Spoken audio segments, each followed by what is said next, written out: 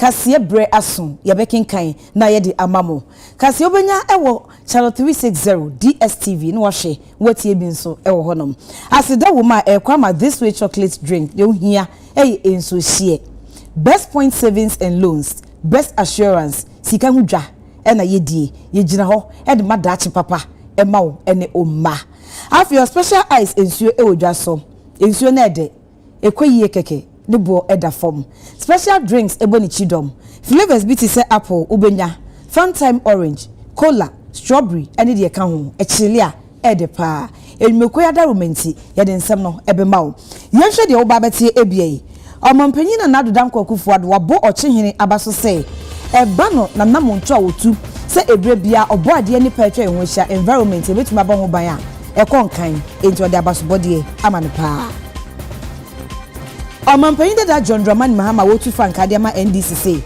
say Dr. Mahmudu Bawumia wotu franka ma NPP epa enei won san kwai na wonko se oni adesuafo ekotwitwa mfoni ontumi esan say enkoda bebu opepem baako ena agentitie osuku demu a enkonwampo wo mu enibi afi aba ebeto December bosome ni de toso enso no Electoral Commission e the ballot statistics no atu edwa eno beboa wo mo amo hu se de ombe printe so obi egina apre omampanyin anase emrahye bedwem akonwa yebeko empesua so na yede mbeko Krachi West empesua so na yene emrahye bedwem atwetwe nkobo ne ahwese de eho esitie ensem no bebre eka we hu a mede bema wo memo akwaba obahima efiache esiedu kase no emu nsam eni Omampanyi na nado danko akufo ado ebo ochehene osagefo amoatia oforipanyi abaso se obefo na banwa se ochehene no ne campaign na waye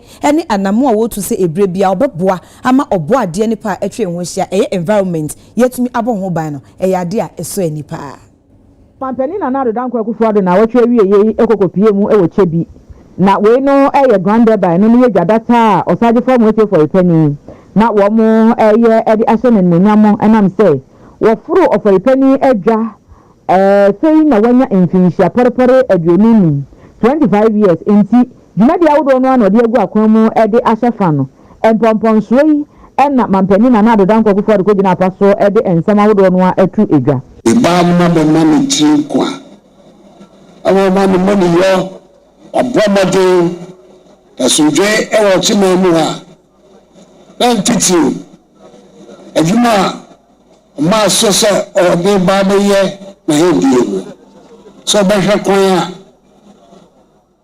obabua magana fo atiase se japade kese wo ho ye asase nyensuo ye hwe so yi enne saka sama peja wo gana nyina na so bi wo ha so ba be ejuma amotimai nkosro amotimai nkebom atimai asujwe amakawo na na kwa biaso na bi baba kanga na bako wansema ebono bi ebono bismillah sa kujebi anu na manu a eboni baya bako bedi omampewe ene ba ko so beti on wakasa ni kunyaso enu acho osagefo amoatia oforipanyi ede nsem atudwa na wode eye asedapie si aseda so ngokoye ede ma akanifuo etitiri a wo mu nyina ta na chi ehwe se wono nso no na hini ensem no betimi awie mu die Dr. Kwame Nkrumah ye ba ya osi ahimfo Osasiri musika na media concrete. Ma ko siesie ni. Na ye fe. Me wia. E dem putu abremu Brazil. Kenya benfie do su. Pa. Mai. Enti asese yesem. Pa. Maka. Sir, the growth na the kind of nursing training. Centrality of governance is outdated. We need to decentralize this country, not tomorrow, yesterday. Onya akwanya. Ama mbabuwa ne mbawa. Enye nyumaye awe potemu. So we do amaye kuo no. Yet me asiesie no. Ana man kan Mwosu, Yamba, Ababwa Ghana Maina, Ababa Juma, Wayon Kano, and also Yamba, the Assembly, Sir, and you'll be on over to your bank line. Omampanyi da John Dramani Mahama etu frank adiama NDC amanyukuo no na wode ato Dr. Mahmoud Bawumia wotu frank adiama NPP amanyukuo anim sese wo bema pa na daroma said 2016 okoko gina ye na wonne adesuafo twitwitwa mfonyi bra na campaign ekoso no afin so onye same nhwe ontimi nye esanse enkoda bebro opepem baako na agentite enso enkonwa kra woni bia wo mo etiso.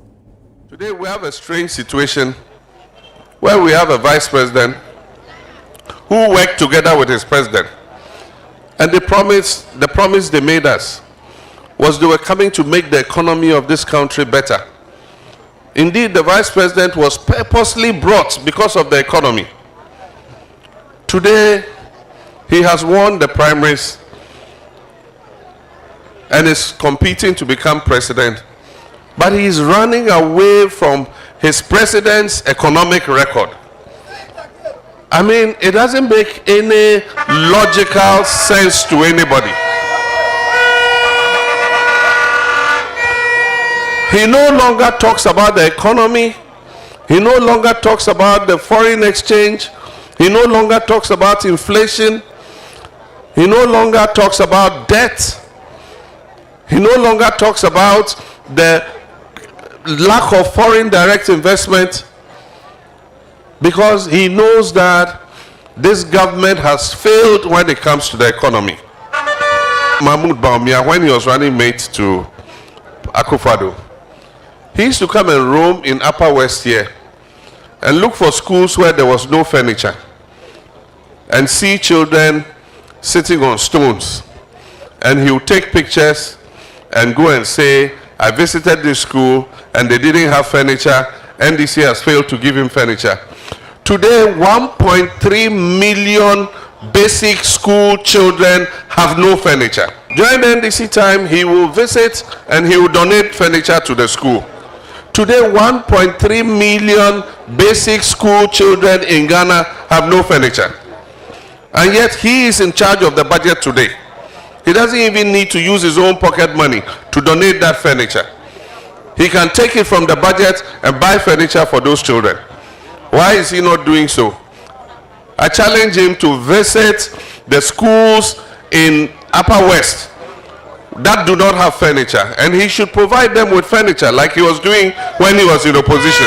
The only money that accrues to the GET fund is 40% of the GET fund. It's not enough to pay the contractors. So the dormitory blocks are standing there, the classrooms are standing there, the dining halls are there, the administration blocks are there, not completed. The community day schools, the E-blocks, they are all standing there because they've taken that money and spent it. Toilets, schools under trees, and other things. It was the District Assembly's Common Fund. We used to build them. Friends of Bawumia 2008 group Ediato Ghana any NPP achitafo nyina enim say womunya dwumaden na wonka won hombom na abaye betue de se omani so a any breaking the 8 say ye koye elections are about the current challenges as a nation and the vision you have for the future.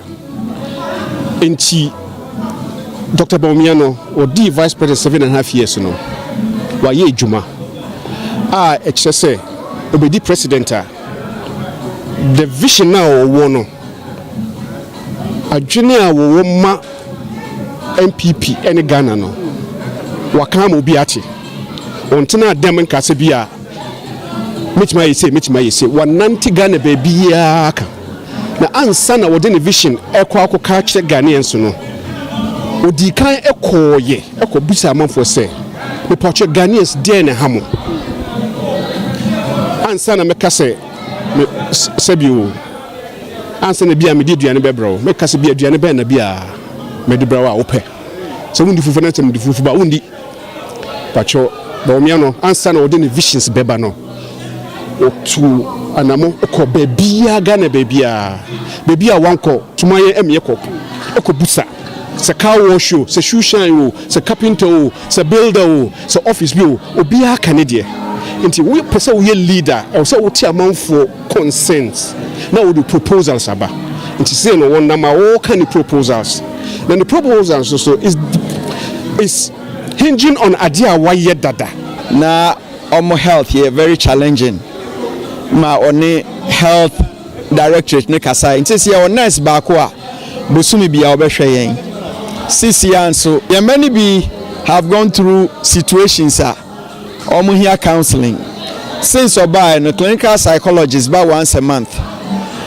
any your marketing tia oye boa yen nti yeda na se na CCN here de pa ni say here afidie ye hwere ye mane ba ko isa se ne ni afidie ko fer afidie ni ba no hu ye nkwara na e wo ha no se bi ya yarefo no ho anu tu car no nti akwahwehwe foforo ba na kyese babia du na anoden nti enu hospital na oye nyamedia nti sesi ade ehia ba ko pa ne afidie ne bibi kakra de beboa yadwuma efo nso se yebetuo omoka bosumi bia abana yekoto na nya sikantwe na mom de yaye ene yebegina so Ghana fo enfo omani ntu fom na omu niema NPP osun kokoko amanyoko yaye na omu ngina so nto aba enfama NPP ye ene ye candidate bia owo bia no ne ewura Dr. Muhammadu Bawumia oda number 1 yenkai number 1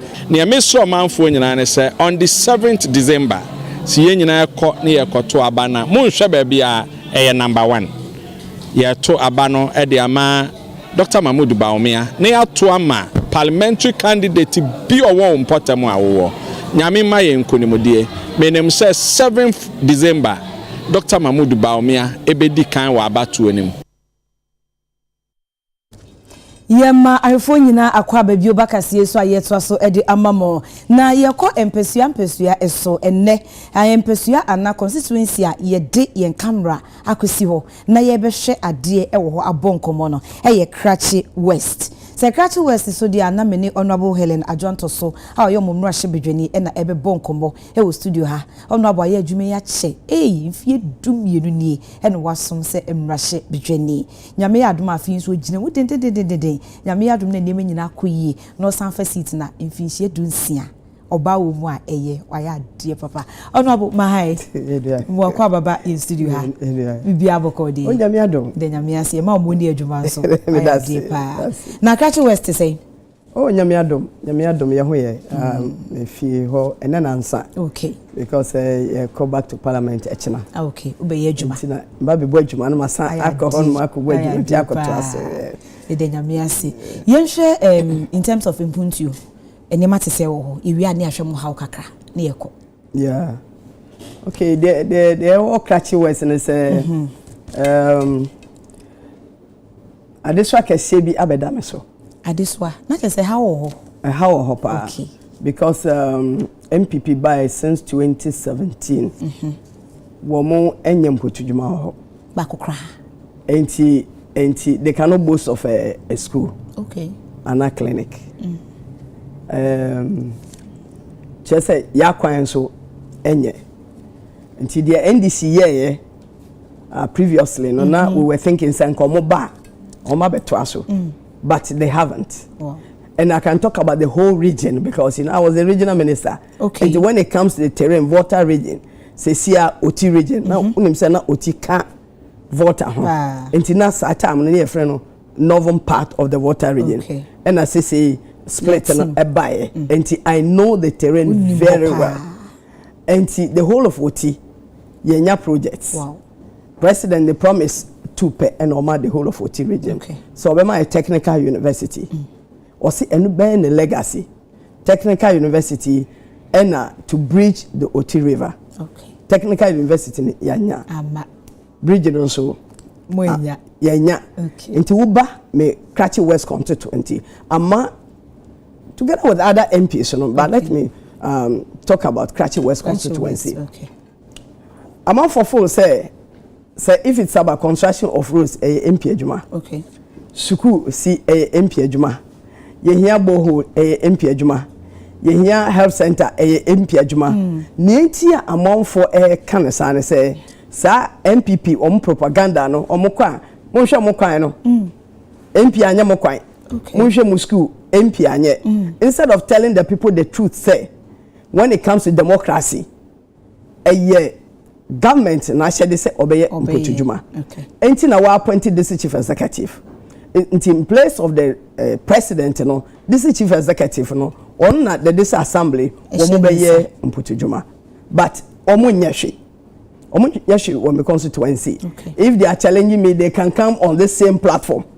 No mumbe bubo projects are me aya or Krachi because without looking on the paper, make me abubo projects in Bibri Amaye or Krachi West constituency. Okay. Because they say I buy any projects, you know, this assembly any projects, you know, with my little resources, you know, mia and amaye pavilions and amaye say. Oh, okay. Because schools under trees and apata na community na nkasa aye nsuo eto anankoda san kofie no enti ama pavilions na meye very nice pavilions, beautiful pavilions. Oh, yeah, 2 units, 3 units. Okay. So many uko pomfri abon se maye bi ho, uko aglan kope obon se maye bi ho, uko astuare obon se maye bi ho, uko dare kra ubon se dan se makoye kg ama wo mo, uko tunga makoye, uko black kope ubon se makoye bi.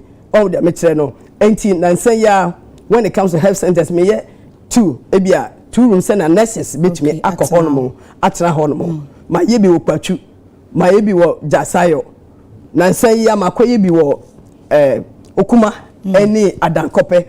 What I say, enti no, this are some of my projects. So nansen me yes. Okay. So say ya for a lot of places say na me no. Okay. And people are surprised as to be a manya sika me. Maybe some support ni fi MPs common fund ya na. MPs common fund. MPs common fund yi and na national health insurance on my sika kakra. Yeah.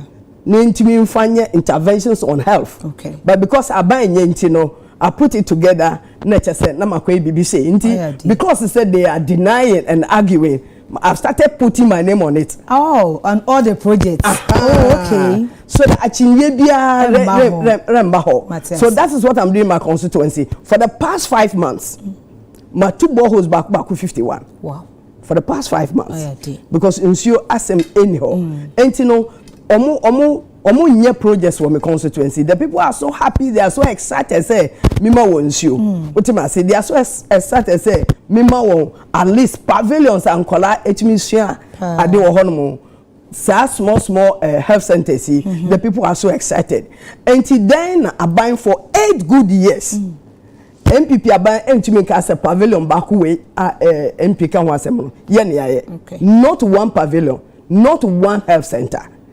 And so when they go around saying, say, oh, MP, omo communicator be, no yes, no yes, Ribia. Of course, I will say, your friend, Madam Do Little.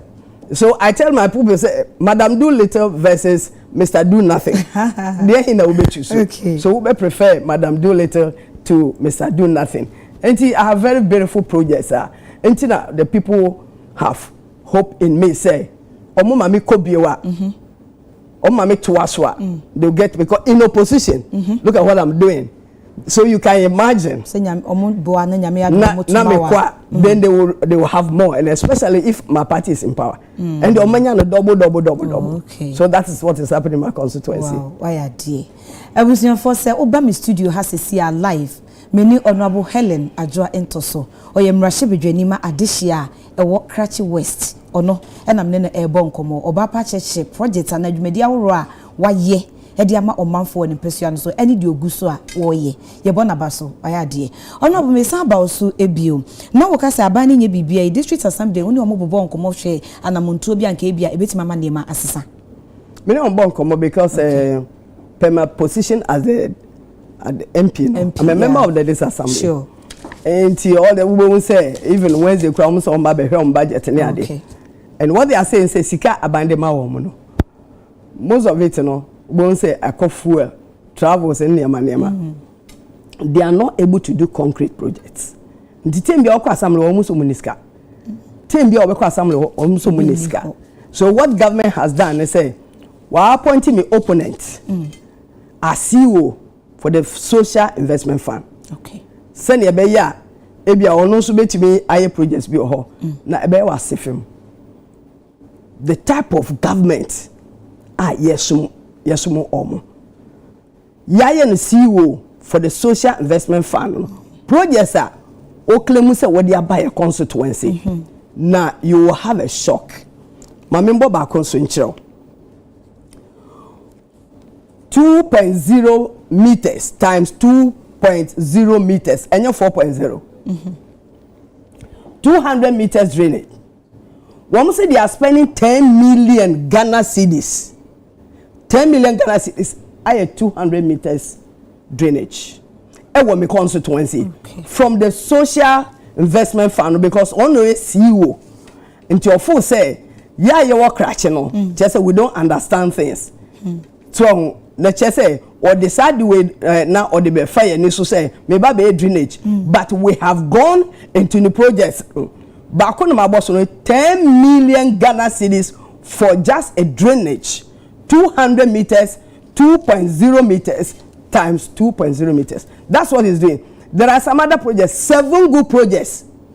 What the Ama company be a friend of FAPIM. Okay. Company as I say 7 to 1 contractor.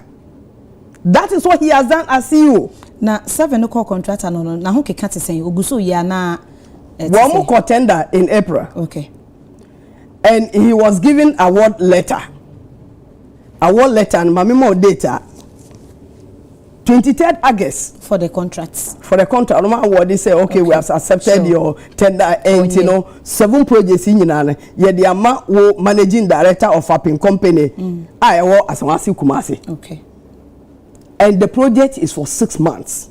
Busumunsia as a be a project in August. Okay. 7 projects.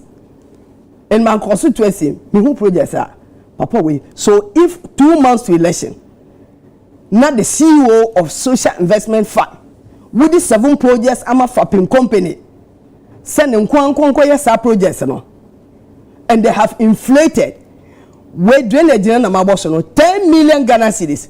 The other ones no I'll come again 6 other ones no you will have a shock. In terms of projects 7 no emu ba kokore no fapping for ewi Dabi not even 1 but almost ahye ni nyina ase Dabi. Wow. Emu say no machase. I'm just coming from the constituency. Okay. What they say, what they say health center be wo, maybe a friend time too. Okay. Omo akoye so cutting. And we what they say drainage is almost omo akoye so cutting. That's all that I know. Okay. And that's all that I know of say. Womo say omo akoye so cutting and I say omo akoye cutting. I'm yet to see say womo di materials akọ site. Okay. I'm yet to see that. No more than 6 months to be able to finish all these projects until we are going to monitor. We are monitor the amount of money that is involved. Okay. It was our projects we mono and how come say 7 projects given to FAPIM. It's our company no. We are yet we are Parliament ochina. Right. And Parliament ochina until obetimen kapa. Obetimen kapa say the people know I can do the work for them. The people know say I'm representing Krachi West constituency. Until no mutuma my first term, second term, third term, and they are going to vote for me for the 4th term because I fight for the people of Krachi West constituency. Me ma obiare nsisi. Okay. Sana omo ye soko projects, omo is kind of basa. And away so no, when you see the position as the CEO for social investment fund no, na opese one mu yi sasika no eba Krachi West constituency na omo be sisi enkrofo no I will take him on. They will account for every person. And it's also a CEO no person you in a position and to cheat the people of Krachi West no. Mene no be deeper e Krachi West constituency o. I reform Rashebedweni Krachi West abaton pesua. Honorable Helen Adjoa Entoso ono na live e wo studio mene no ebo enkomo yi. Honorable Yebeko wo hwe camera no wo hwe constituency denti e na omo nkoso a no mo maintain Honorable Helen Adjoa Entoso. Ni enti a me ka kire me nkrofo say woman santo aba ema me say they know say enye me na me first MP ewo Krachi West constituency. We had the first MP no ebemba, second MP no ebemba, third MP na oyebemba, mini fourth MP me obas enti e chese mini first oba matimi a contest constituency na ma wini na omo hu mputujuma me. That's how come they continue to vote for me. And to me catch them say, "Bijira ho pinti ma Krachi West constituency. Me ma obiara rensisi ye constituency ho. Now whatever monies are allocated, say omo for me ye adwuma Krachi West no me making sure say the money is used and used well judiciously. Say omo de be ye adwuma. Enti omo koswara shempo tujuma me ye no na omo fanto abama me because e see ano. And this one abedame so government is not doing it, this assembly is not doing it. And the MP and or yet mpotujuma e work Krachi West eba nsu a MP eba schools under tree say MP eba health center MP eba school fees MP bibia ye MP enti wo mo hwoso no mo fanto abanoma me na ye to aso na NDC I know say NDC will win because this government has failed the people of this country.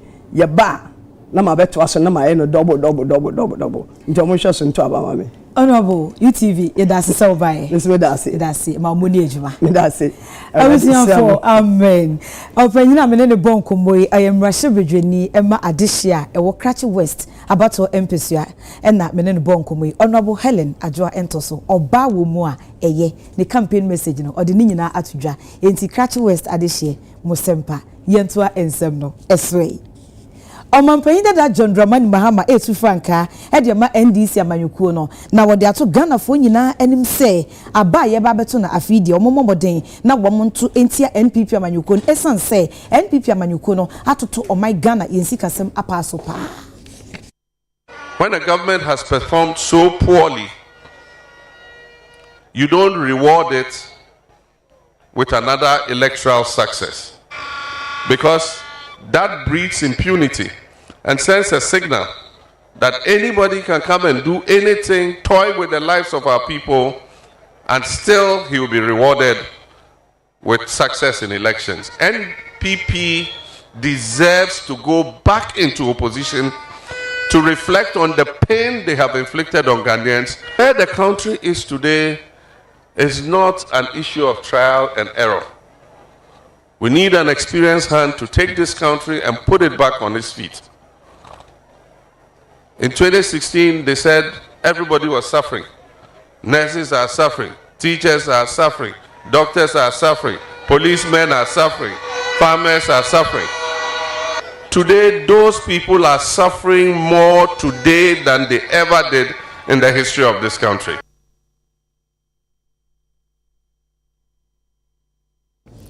NPP parliamentary candidate awo Ablekuma South abatom pesua eso eye Samuel Saba Lati na wodi atodwa se onu ogina enani abre ekwan bia so no wo mo ebeji akonwa no e de afi NDC amanyuku no ene mrahye bedwani a owo ho eye honorable Alfred Okovandapoy ninsem.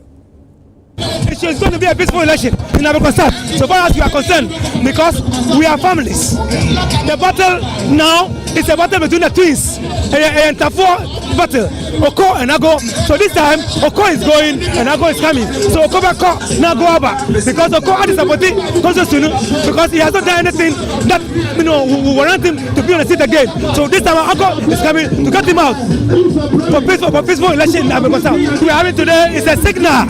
The work is a signal to the NDC that we can face them in the morning, in the afternoon, and in the evening. So anytime of the consent MPP, we are ready for the NDC. So it's a signal to them. The Ghana force, Obia Tuapa, Ma Baomia, Ma Baomia, Tupapani, Akufado Asha, Sano, all Tuasu, Naya Faso, our Ghanaian Yako and him.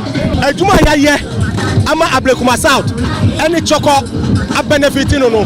There's no doubt, say. Ablekuma South choco for and retaining MPP. Yeah, me know can say and Mabua and Waha are school free because of Baumiani and not free education. The last research I hear over 25,000 school free. Now do you think say on my UFO Ebeja we are Akotaba Jomama or see Oba free education over Chom? I offer any mistake.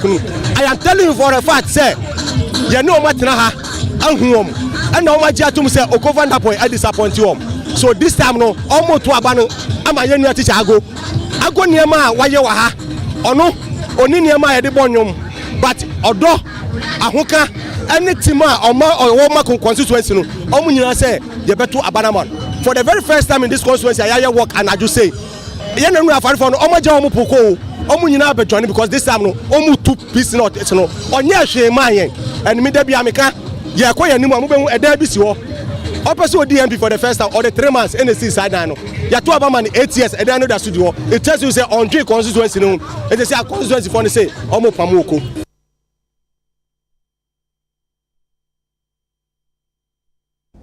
Omeya Batua Aso Electoral Commission womo ada ballot statistics edi ebeboa womo ama womo be print ballot no edi ama wona wogina aprem rahebedwam ene omampanyi edibre ahoro wa ba ebetuom no eniema koyie totin edi ama Electoral Commission chese ballot statistics ya sabre womo edi ababonten no eno kire womo ahoboa ne adwuma sonko a womo eye edi ahia afi aba yebeto no na wo hwe ensema Electoral Commission efi wakachi ato dwa enadwa da ya de wo kan ene say sa ballot statistics ya womo ede abai eniema bebre no mkeka bomu ansa na eboa womo amu womo du gina isi a ene womo du ho a entie womo de ballot statistics na ababetu edwa no na sarefo be kaya sa ballot statistics na chese eye NDC fo akoma so ade den eka eniema na womo epese isi enye no eho na enei Electoral Commission edi boche no so edi ballot statistics no abai wo se sa ballot statistics ya wodi bai ansampa no womo ba be sigina ye no madu baby o mu bedue womo de eniema bebre ene ko adwendwen mo womo hwe enipa dodo a afi womo betumi ato aba womo edin wo provisional voters register no emo ena womo de 2% increase anase dodo e de account se ko ba se ekobro so o hanche mu mienu a womo de eno epi so eno ene eniema foforo bebre ena Electoral Commission ekeka bo mu a ebo a womo ama enei ballot statistics no wode ababeto ejwe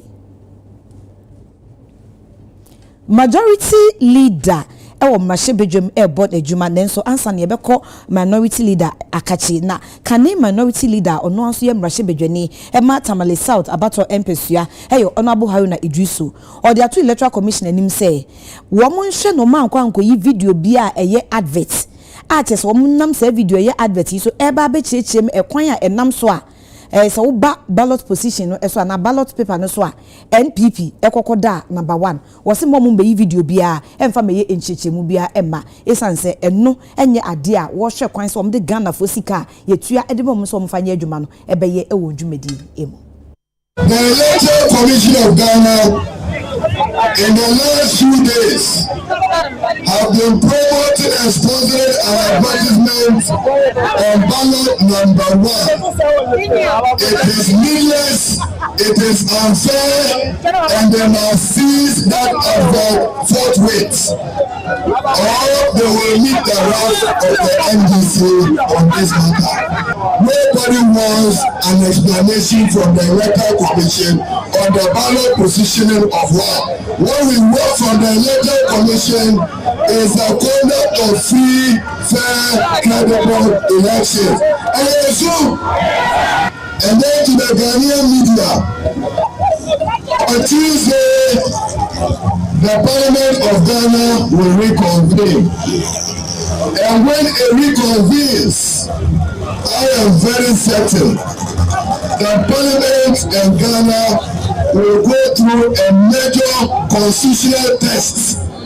And that constitutional test is that the NDC minority must become the majority from Wednesday next week. I assume, and this must happen if there is constitutional and legal propriety in Ghana, because any nuanced interpretation of Article 97 provides that if a member of Parliament on a political party ticket like MPP defects and files to be independent, that MP ceases to be a member of Parliament. And if an independent member of Parliament, by virtue of the provision of Article 97, subclause G. An independent joins a political party. That independent loses constitutional recognition and does not belong to Parliament.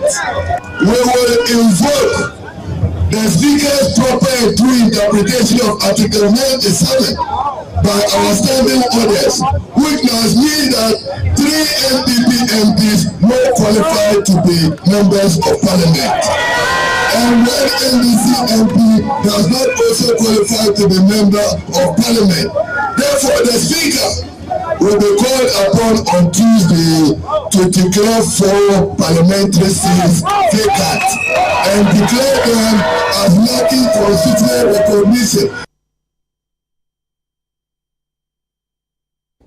Yeko nsawom adreji abatom pesua ewe kwe mantam no emo na ensencheni bi esi ni nyina ene se wose Zongo branch executives apem ahenum 1500 ano wo mu nyina NDC amanyukuo emma no wo mu agi yu every party no mu so wo mu de wo ntoma ekobo NPP amanyukuo ni de ano Zongo branch executives and members emma NDC amanyukuo no bebro be se 1500 na CC ano womo ewo nsawoma doji abaton beso aso opore ntemu a womo chiremu se womo ene NDC amanyukuo no ento kese bi si ade womo de womo ntoma aba bebo NPP amanyukuo no entoma ano ye nyina ye nim se enche bia na ye de abato ewa afi we mu no 18 so eno na wo chiremu se okopie mu wo nsawoma doji a chese ama NDC amanyukuo no womo yini yie pa na banodani a oda defectors ya no anaso womo a womo bugo market mu free NDC amanyukuo mu di womo ho ababedon NPP amanyukuo no eye owura mu nkala gaiba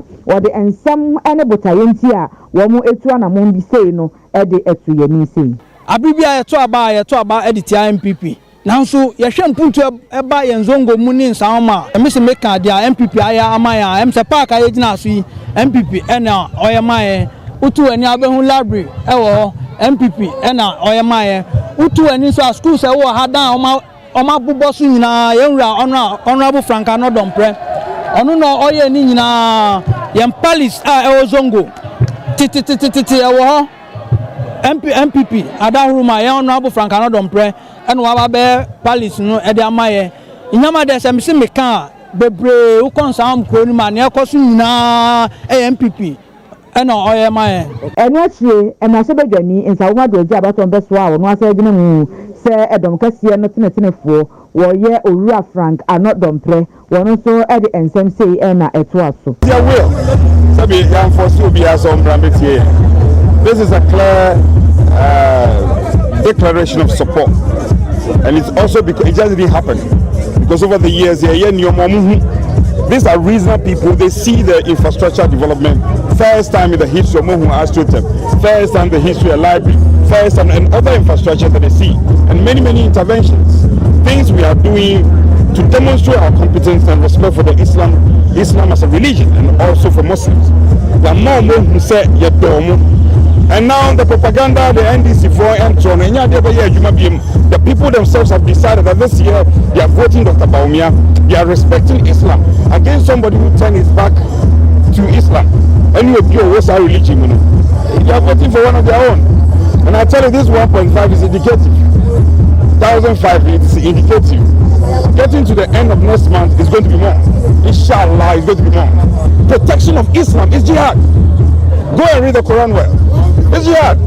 It's total jihad. And who will say it 10 times, I will tell you this election is jihad. And Muslims all over the country are voting for Dr. Baumia. Right? Not just Muslims, Christians are also voting for him. Obi Muslim, no see Basin for sorry dying. Or see price before sorry dying.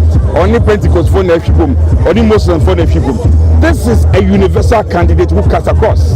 No crackle mono and na nsawoma doji abaton beso ano eye MCE a woda wo mo ano owo wusu ata Emmanuel wono so ede ensem sei ekoye John Dramani Mahama kutembe bi ka say MPP osoro kokoko amanyoko eye amanyoko a eye akanfo party eni nti okatire Ghana for say Dr. Mahmoud Baumia MPP for ento aba Emma Omeye presidential candidate. Now so enne someone want money.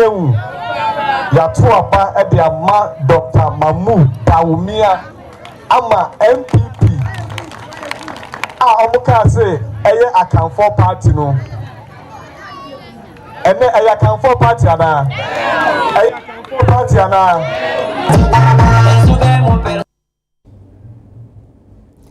Honorable Samoku Jita Black or Emrashi Bedweni were not on abato Empesua is so what they are to dress a fee. Aba yebetu edie and ma NPP for Empom Wasemumpo so Muko PM Ewatamali Esan say NDC a bina pensum puntu nyuma or ye wo huntino and yadia or kumpa or manfon betuaba edi amawomo.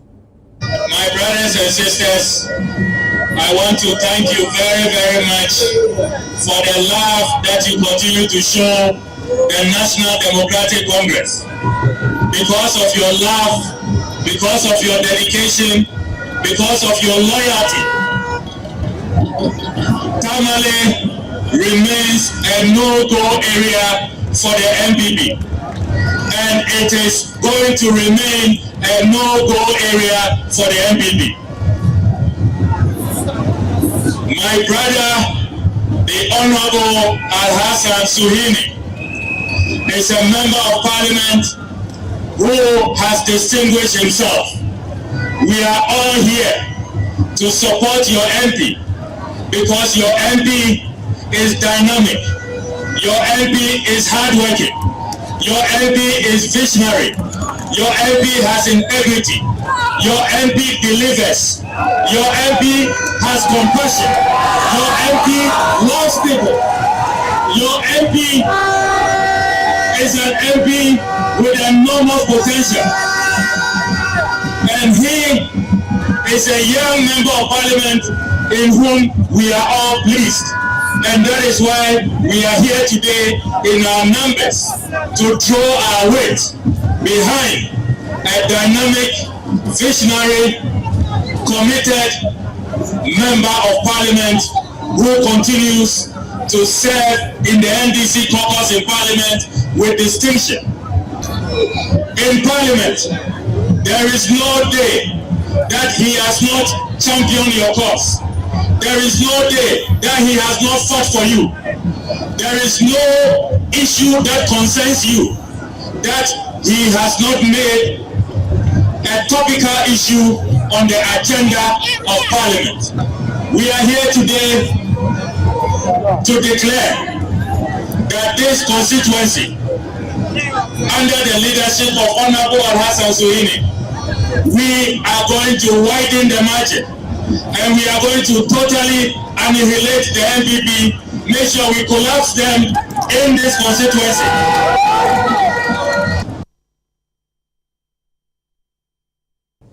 I have original MPP secretary Nana Entry Eric.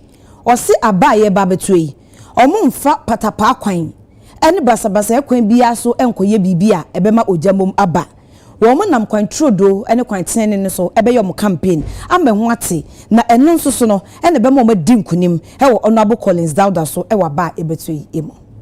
You know, couple would say Honorable Alaji Collins Dauda atena kunya so 28 years cabinet ministers wahudu awo ministers ahudu awo oba CP Southwa even ya hinpon ya osu bempon na abasisi ya yeguko tawo ya kropo ahinkro ehwidim wafere no mum papa no se de bia ya beto bama no nti onye hwe no gua woto beto fo hu se ya osu bempon onye MP kura no emabunu kwa odi mabunu foso fa adwuma semu ekwan a ofoso de ono ani botom sika ene de oni ni DC eka ebom eye bo constituency no obi ehun se afi yem na konya na mfie na yemfa so ne hwe ni enhwe mfie na 28 years ni enhwe se be pia na ye mpia no enu nti enu no wahunu okoba bia na ka Joseph papa wa break chance wa wo kwa pom de emre papa na mko na otiahwe na ye mpenfo yem sisiye efi se krubuti mi ye basabasa